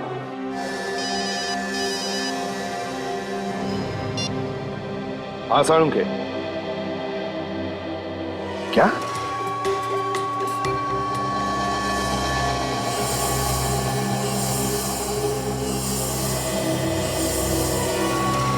साळुंखे, क्या नया चक्कर है? दीपक की खोपड़ी का एक्सरे देखने के लिए तूने मुझे बुलाया? बॉस, मैंने इसकी बॉडी का स्कैन किया। हाँ, मुझे थोड़ा डाउट हुआ तो मैंने इसकी खोपड़ी का एक्सरे निकाला। देखो क्या मिला। माय गॉड साळुंखे, यार अब तक तो हम ये समझ रहे थे कि दीपक की मौत जहर से मरा है। हाँ, लेकिन ये देखो बॉस, खोपड़ी में तो गोली अटकी हुई है। हाँ, मगर साळुंखे, रेस्टोरेंट में तो कोई गोली चला ही नहीं सकता इस पर। वहां पर इतने सारे लोग थे और फिर कितना सारा खून भी बह जाता। हाँ सर, अगर ऐसा हुआ होता तो वहां तो हंगामा हो जाता। एक बात और बॉस, ये गोली इसकी खोपड़ी में काफी समय से, काफी टाइम से इसकी खोपड़ी में अटक गई है गोली, और उसने निकालने की कोशिश भी नहीं की। पहली बार इस तरह का केस सुना है मैंने कि आदमी की खोपड़ी में गोली है और वो गोली लिए इधर उधर घूम रहा है। वही तो, इसीलिए दीपक की मौत हो गई। अगर ये गोली निकलवा लेता तो शायद ये बच जाता। देखो बॉस, गोली इसकी खोपड़ी में काफी समय से थी, और जैसे जैसे सर के जख्म भरते गए, गोली सर के अंदर और गहरे जाती गई। उस दिन जब ये उस रेस्टोरेंट में बैठा हुआ सूप पी रहा था, इसकी खोपड़ी में फंसी हुई गोली एक नस पे जाकर के टकराई। नस फट गई और अचानक इसकी मौत हो गई। साळुंखे, तुम्हारे कहने का मतलब है कि दीपक की मौत गोली लगने से हुई? हाँ। और फिर वो जहर था, दोनों सूप में जहर था। लेकिन बॉस, जहर से सिर्फ कविता की मौत हुई है, दीपक की मौत इस गोली से हुई। सो हितेश ने हमें बताया था कि एक दिन अचानक दीपक अपने ऑफिस के बाहर फिसलकर गिर गया था। हो सकता है सर, उसी समय किसी ने गोली मारी हो उसे। हाँ, हो सकता है। बेचारा कितना तड़पा होगा जब इसे गोली लगी। अच्छा होता कि ये जहर के असर से ही मर जाता। सर, मैंने 2 बार चेक किया, टेस्ट बिल्कुल पॉजिटिव है। कविता के सूप से मिला जहर और दीपक के सूप से मिला जहर, दोनों जहर अलग अलग है। अलग अलग है? दोनों जहर अलग अलग? दीपक और कविता को अलग अलग जहर दिया गया? ये तो कमाल है सर। जहर भरा सूप पिया दोनों ने, लेकिन जहर से मौत हुई सिर्फ कविता की, और दीपक गोली लगने से मर गया। कोई तो है सर जो पति पत्नी दोनों को खत्म करना चाहता था। सर, पता चल गया है, कविता को वो फोन अंधेरी ईस्ट की एक जगह से किया गया था। अंधेरी ईस्ट की एक जगह से आया? या काम करो विवेक, तुम और दया उस पते पर जाओ और देखो, तब तक हम इस गोली के बारे में पता लगाते हैं।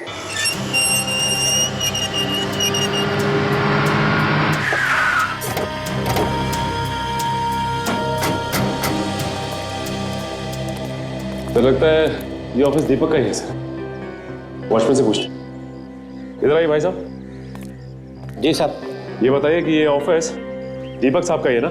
हाँ साहब, बहुत अच्छे आदमी थे साहब। कुछ दिन पहले उनके सर में चोट आई थी, उसके बारे में तुम्हें कुछ मालूम है क्या? हाँ साहब। क्या हुआ था उस दिन? उस दिन साहब दीपक साहब वहाँ कार पार्किंग में अपनी गाड़ी लेने जा रहे थे कि अचानक फिसल कर गिर गए और उनके सर में चोट आई।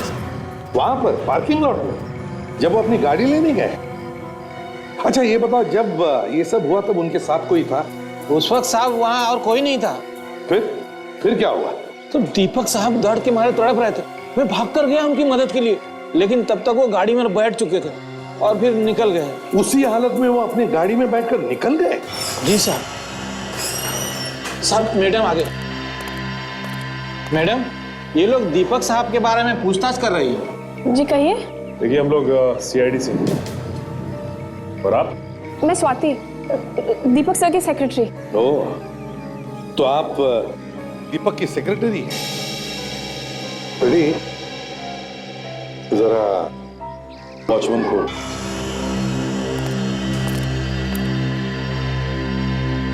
देखिए स्वाति, शायद आपको पता नहीं होगा, मगर दीपक और कविता दोनों का खून हुआ है। क्या? खून? जी हाँ, खून हुआ है। खून हुआ है? संभालो अपने आप को। स्वाति, दीपक और कविता के खून तक पहुंचने के लिए हमारी मदद करो। पूछे, क्या पूछना है? स्वाति जी, ये बताइए, क्या बिजनेस को लेकर दीपक की किसी के साथ दुश्मनी थी, कोई झगड़ा था, कुछ जानती हो तुम उसके बारे में? ये कोई बिजनेस की दुश्मनी नहीं थी। बिजनेस की दुश्मनी नहीं थी? तो फिर क्या था? मैं जानती हूँ ये किसने किया है। मैं जानती हूँ उस आदमी को। कौन है वो? किसने किया है? वो कविता मैडम का भाई मानिक है। ये उसी का काम हो सकता है। कविता का भाई मानिक? इस मानिक ने ये खून करवाया? हाँ, मानिक ने दीपक सर से बहुत सारे पैसे मांगे थे, पर दीपक सर ने साफ इनकार कर दिया। इस बात को लेकर उनका बहुत झगड़ा भी हुआ, यहाँ तक कि मानिक ने उन्हें जान से मारने की धमकी भी दी। तो घूम फिर के ये सारा मामला पैसों का ही है। सर, कविता के भाई मानिक की दीपक के साथ लड़ाई हुई थी, तो फिर दीपक के भाई हितेश ने हमें एक बार भी इसके बारे में क्यों नहीं बताया? ये तो हितेश ही बता सकता है। काजल, स्वाति को छोड़ कर आओ। Yes sir. आइए। सचिन, ये दीपक पार्किंग लॉट में फिसल कर गिरा था ना? पार्किंग लॉट चलकर देखते हैं। सचिन, इस पार्किंग लॉट को अच्छी तरह से देखो, एक एक कोना छान मारो, एक एक इंच को सूंघो, हैं? अच्छी तरह से देखो। जाओ, फैल जाओ।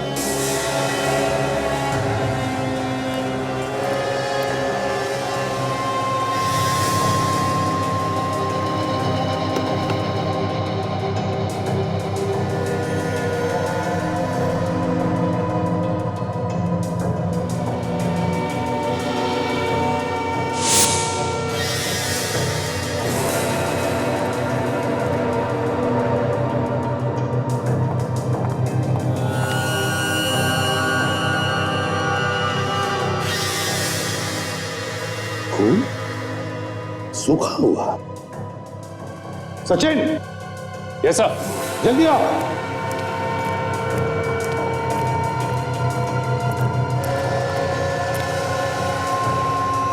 ये देखो, ये खून देखो सचिन। ये तो सूखा हुआ है। सूखा हुआ खून। तो इसका मतलब है कि दीपक को वाकई गोली यहीं मारी गई है।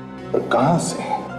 काम करो, ढूंढो ढूंढो, अच्छी तरह से ढूंढो, एक एक इंच को सूंघो, फिर से कोई ना कोई सबूत तो जरूर मिलेगा अगर दीपक को गोली यहां पर मारी है। ढूंढो अच्छी तरह से।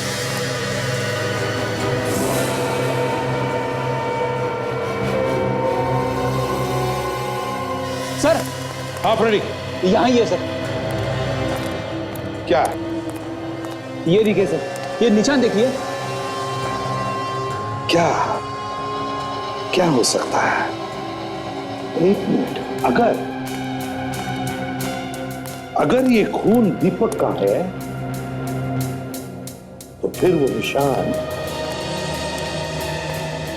ये निशान भी दीपक के लिए ही बनवाया गया, दीपक के लिए ही। तो मतलब सर? काजल, इसका मतलब एक ही हो सकता है कि खूनी जानता था कि दीपक यहीं पर खड़ा होगा, यहीं पर। तो कहां से चलाई होगी गोली उसने? अगर दीपक वहां पर खड़ा था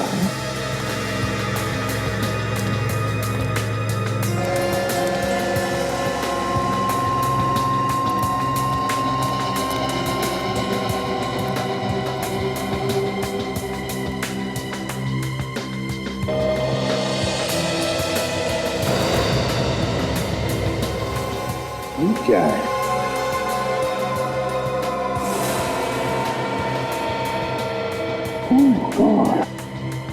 बिल्कुल वैसा ही निशान जैसे वहां पर। इसका क्या मतलब हो सकता है?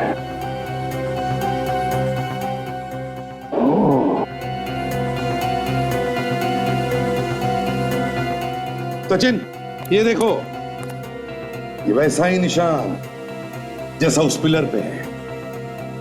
ये निशान खूनी का है। रेडी? हाँ सर। जरा पीछे होके खड़े हो जाओ। ये सर। बिल्कुल ऐसे समझो कि तुम अपनी गाड़ी के पास में खड़े हो। ऐसा खड़ा रहूं? हाँ, दरवाजे के पास। Okay sir. खूनी ने गोली यहां से चलाई है, इसका मतलब एक ही है कि दीपक की गाड़ी यहां इस पार्किंग लॉट में खड़ी होती थी हर रोज, और यहां पर खड़ा होता था वो गाड़ी के अंदर बैठने के लिए और गाड़ी से बाहर आने के लिए, और ये बात खूनी जानता था। हाँ अभी सर, इस तरफ। ठीक है, मिल गया, पहुंच गया। थैंक्स। सब हो रहा सर। पहले माले पे तीसरा दरवाजा। कविता को जिस नंबर से फोन आया था रेस्टोरेंट में, वही है सर। फोन पे बात करने के बाद फौरन कविता की मौत हो गई थी। हो सकता है शायद वो फोन किसी जरूरी काम से किया गया होगा।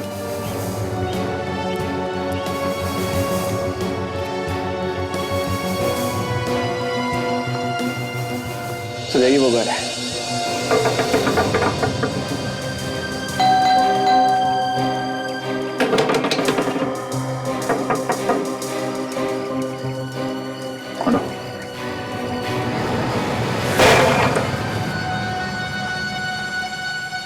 तो खाली लग रहा है, तो देखो अंदर। Yes sir.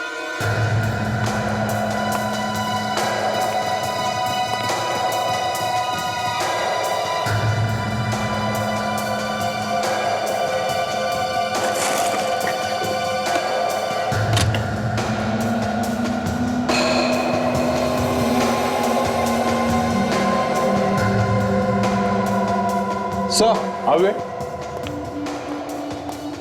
क्या हुआ? ये देखिए सर, दीपक की फोटो छुपा के रखी थी। दीपक की फोटो यहाँ पे? पीछे दीपक का एड्रेस भी लिखा हुआ है। सर खून दीपक और कविता दोनों का हुआ है, लेकिन सिर्फ दीपक की फोटो यहाँ पे छुपा के क्यों रखी है? कुछ समझ में नहीं आ रहा। कविता ने मरने से पहले जिस आदमी से फोन पे बात की थी, उस आदमी के घर पे इस दीपक का फोटो छुपा के रखा हुआ है।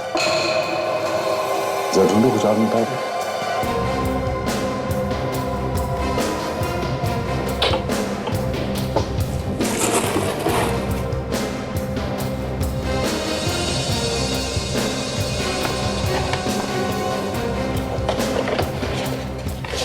नक्शा? ओहो, ये देखो, ये बोर्ड पे खाना डिलाइट लिखा हुआ है। खाना डिलाइट तो उसी रेस्टोरेंट का नाम है जहां पे दीपक और कविता खाना खा रहे थे। मतलब साफ है, मरने से पहले कविता ने इस आदमी को वहां उस रेस्टोरेंट में आने के लिए कहा होगा। हाँ सर, मगर क्यों?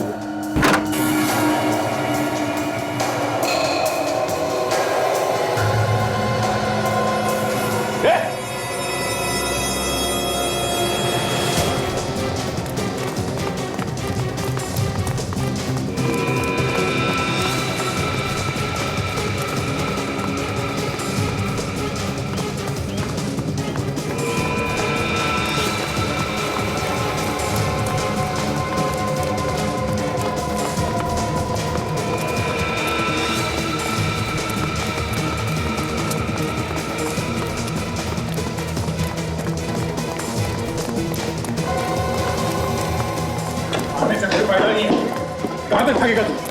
हाँ?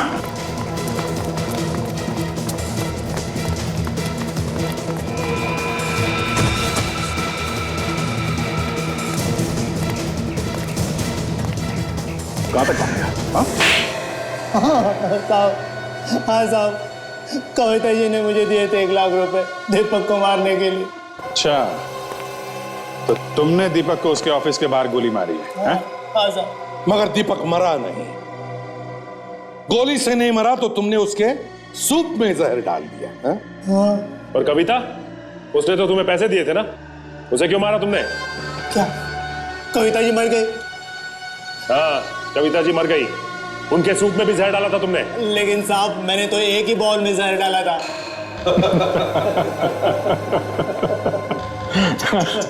बड़ा बोला है बेचारा सर। सामने 2-2 बॉल पड़े थे, मगर इसने एक ही बॉल में जहर मिलाया। हाँ? तुम्हें कैसे मालूम था कि दीपक उसी बॉल में सूप पीने वाला था? हाँ, कविता भी तो थी वहां पे। साहब मैंने उसी वक्त कविता जी को फोन किया था ये बताने के लिए कि मैंने किस वाले बॉल में जहर डाला है। ले जाओ सर। नहीं साहब मैंने कविता जी को नहीं मारा है साहब मेरी बात करो साहब मेरा विश्वास करो साहब। ये तो कह रहा था कि इसने एक ही बाउल में जहर मिलाया, तो फिर कविता को जहर किसने दिया? वही तो, कविता को जहर किसने दिया? दोनों बाउल में जहर था मगर अलग अलग जहर, और कविता दीपक को मारना चाहती थी, तो फिर कविता को कौन मारना चाहता था? आपने मुझे बुलाया सर? आओ। क्या बात है सर? क्या बात है? तुमने हमें कविता के भाई मानिक के बारे में क्यों नहीं बताया? क्यों छुपाया हमसे? मानिक? ओ मानिक सर, मेरे वो ध्यान में नहीं रहा। कुछ हो गया है क्या सर? जब हम दीपक के ऑफिस में पूछताछ करने गए थे तब स्वाति ने हमें बताया कि मानिक और दीपक दोनों के बीच में पैसे को लेकर झगड़ा हुआ था। स्वाति ने आपसे बताया सर? हाँ, स्वाति ने बताया। किस लिए पैसे चाहिए थे मानिक को? सर भिखारी था सर वो, कमाई वमाई तो कुछ थी नहीं उसकी, लेकिन जब से कविता भाभी हमारे घर पर आए थे उसे लगा उसकी लॉटरी निकल गई। लेकिन जब कविता भाभी ने पैसे देने से मना कर दिया तो वो दीपक भैया से पैसे मांगने लगा, और जब दीपक भैया ने भी मना कर दिया तो वो भिखारी उन्हें जान से मारने की धमकी दे रहा था।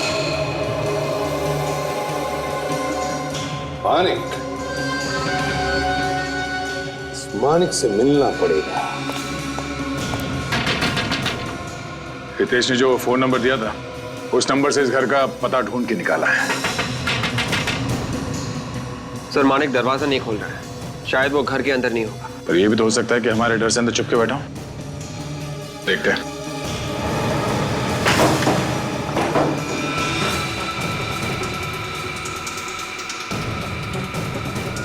मानिक,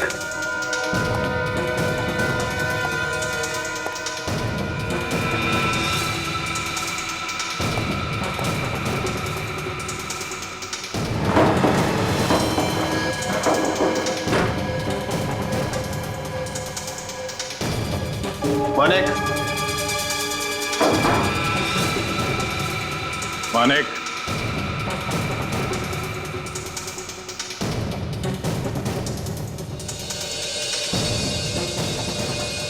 मानिक बाहर निकलो। यहां से भागने को कोई रास्ता नहीं है। मानिक बाहर निकलो, मुझे मालूम है तुम कहां। बाहर निकलो मानिक।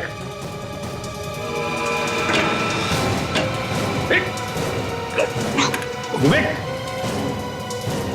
सर,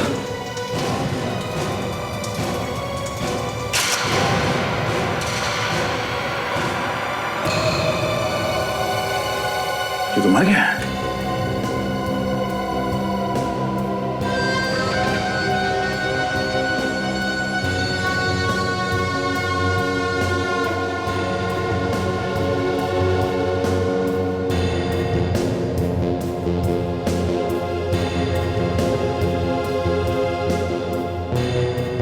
सर शरीर पे कोई घाव भी नहीं है। तो फिर मरा कैसे है? कुछ तो हुआ जिसकी वजह से इसकी मौत हो गई है। विवेक, घर को अच्छी तरह से चेक करो। Yes sir.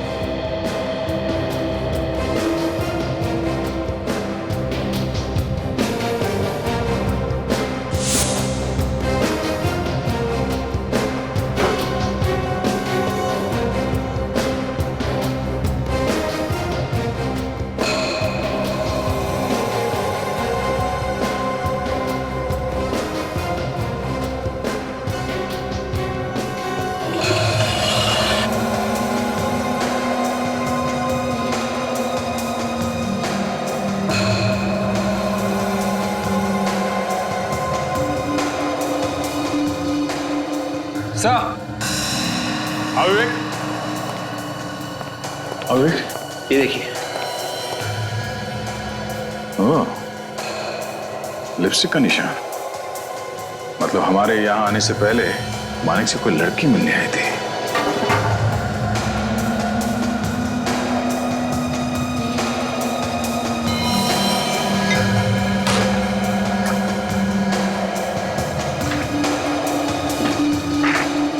बिल के पेपर्स?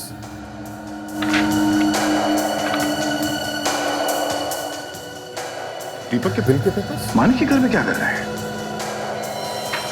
अब ये क्या नया चक्कर है?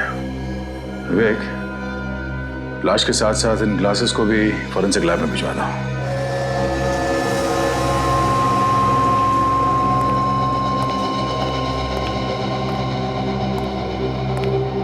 तो कविता और दीपक की मौत अलग अलग जहर से हुई है। हाँ वो तो मालूम है इन्हें। मगर मानिक की मौत जिस जहर से हुई है वो जहर, और जो जहर कविता को दिया गया है, दोनों मिलते हैं। अच्छा, बहुत सुना। क्या कहा था उनके? मानिक की और कविता की मौत एक ही किस्म के जहर से हुई है। क्या? हाँ। कविता और मानिक दोनों को एक ही किस्म का जहर दिया गया? एग्जैक्टली। तो कहीं दोनों का खून एक ही आदमी ने तो नहीं किया? और सर, दोनों को दिया गया जहर एक बहुत ही खास किस्म का जहर है। खास किस्म का जहर? मतलब क्या ये जहर आसानी से नहीं मिलता क्या? हाँ सर, ये जहर बहुत ही खास किस्म के सांप के जहर जैसा है, जो काफी कम जगहों पर पाया जाता है। सांप का जहर? जी। और सर वो फोटो के निशान का क्या हुआ? उससे कुछ मिला? हाँ काजल, वो चेक कर रहे हैं। ये होठों के निशान किसके डॉक्टर साहब, पता चला? यार फ्रेडी, बता ना, चेक कर रहे हैं अभी भाई। डैम इट, ये मुझे पहले क्यों नहीं दिखाई पड़ा? क्या हुआ सर? पेपर्स में कुछ प्रॉब्लम है क्या? सचिन, हितेश और स्वाति को ब्यूरो बुलाओ। यह है दीपक का वसीयतनामा। ये पेपर जो हमें मानिक के घर से मिले। अब तुम लोगों को तो पता ही होगा कि दीपक ने अपनी सारी जायदाद किसके नाम पर की होगी? जी, दीपक भैया ने तो सारी जायदाद कविता भाभी के नाम की थी। अच्छा, आपको पूरा यकीन है कि कविता के नाम पे ही की थी जायदाद? जी सर। वसीयत के हिसाब से उन्होंने अपनी सारी जायदाद, सारा पैसा अपने सेक्रेटरी यानी स्वाति के नाम पे। सारा पैसा मेरे नाम? जी। सारा पैसा? ये कैसे हो सकता है सर?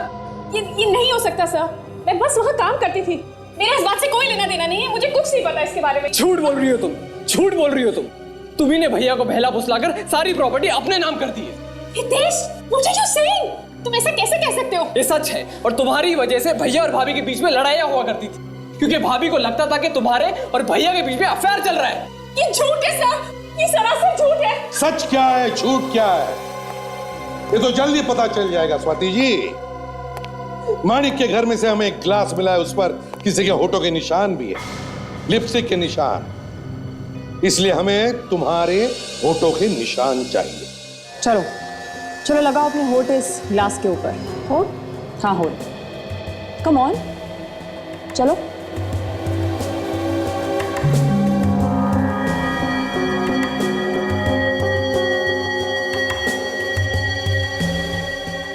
अभी पता चल जाएगा कि वो पहले वाले होठों के निशान और ये निशान एक है कि नहीं। अभी पता चल जाएगा कि वो पहले वाले होठों के निशान और ये निशान एक है कि नहीं। ये देखो बस, ये पहले वाले होठों के निशान है।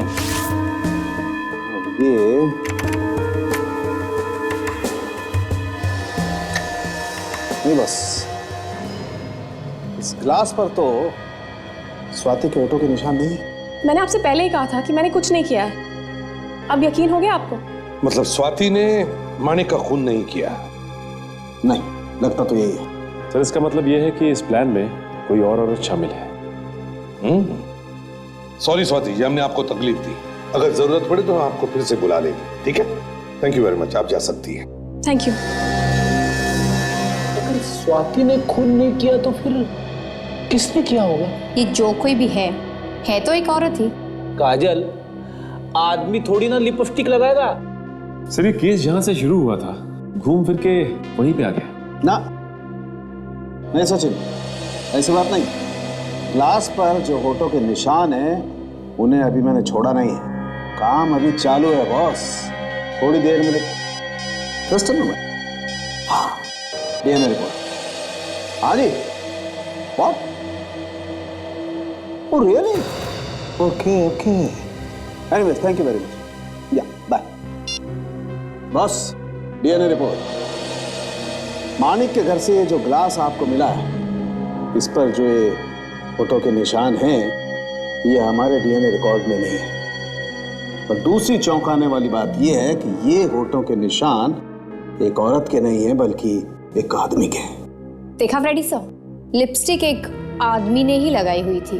किसी आदमी ने लिपस्टिक लगाई थी और उसके होठों के निशान इस ग्लास पर आ गए। क्यों? क्या वो आदमी स्वाति को फंसाना चाहता था या फिर हमें गुमराह करना चाहता था? दरवाजा क्यों नहीं खोल रही थी? घर पर नहीं है क्या? स्वाति, स्वाति कहां? अचानक कहां गायब हो गई है?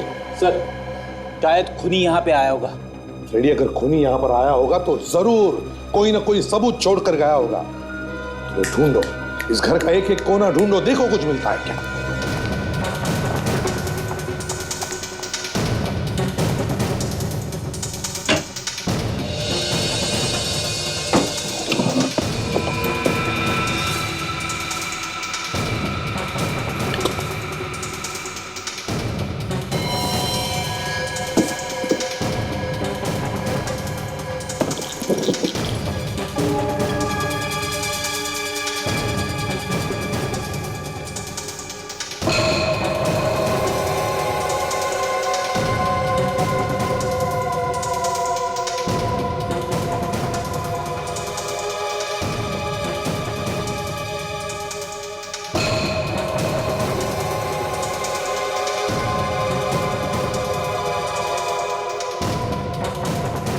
पॉइजन?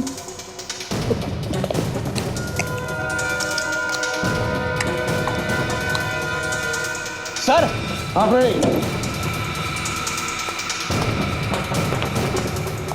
क्या हुआ फ्रेडी? सर, जहर की बोतल मिली है, बेड के पास पड़ी हुई थी। जहर की बोतल बेड के पास? ये जहर की बोतल स्वाति के घर में कैसे? स्वाति के घर में कैसे? तो ये वो जहर तो नहीं जिससे कविता और दीपक का खून हो गया? मतलब स्वाति कविता और दीपक के खून में मिली हुई है? बिल्कुल काजल, ये जरूर मिली हुई है। और उसे पता था कि हम उस पर शक कर रहे हैं, इसीलिए वो यहां से भाग गई है। लेकिन कहां गई होगी? उस ग्लास पर जो लिपस्टिक के निशान मिले वो किसी आदमी के थे ना। ये जरूर स्वाति उस लिपस्टिक वाले आदमी के पास ही गई होगी। लिपस्टिक वाले आदमी के पास। Let's go. कंग्रेचुलेशन, हमारा प्लान कामयाब हो गया। सीआईडी को मुझ पर जरा सा भी शक नहीं हुआ और तुम भी उनके हाथों से साफ बच निकले। हमने तो सीआईडी को ही उल्लू बना दिया। सीआईडी का नाम सुनकर बड़े बड़े गुनहगारों के हाथ पैर कांपना शुरू हो जाते हैं। और तुम हमें उल्लू बनाने चली थी? सीआईडी? तुम्हारा बाप सीआईडी। आप लोग यहाँ क्या कर रहे हैं? आप जानते हैं कि मैंने कुछ नहीं किया है। तुमने कुछ नहीं किया? कुछ नहीं किया तुमने? बहुत जाती है। हाँ, चल यहाँ। कुछ नहीं किया तुमने? हितेश के साथ मिलकर ये खून नहीं किया तुमने? बड़ा अच्छा प्लान बनाया था तुम दोनों ने। कौन सा प्लान की बात कर रहे हैं आप? कौन से प्लान की बात कर रहे हैं आप? अच्छा, तुम दीपक के सौतेले भाई हो ना? हाँ या ना? हाँ सर। दीपक की प्रॉपर्टी पर तुम्हारी नजर गड़ी थी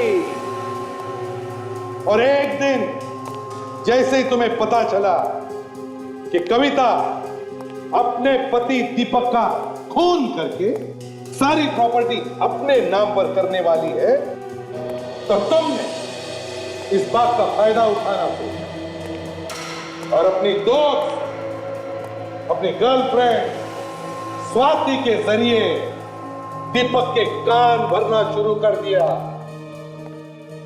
स्वाति की बातों में आकर दीपक एक दिन तैयार हो गया अपनी पत्नी कविता का खून करने के लिए।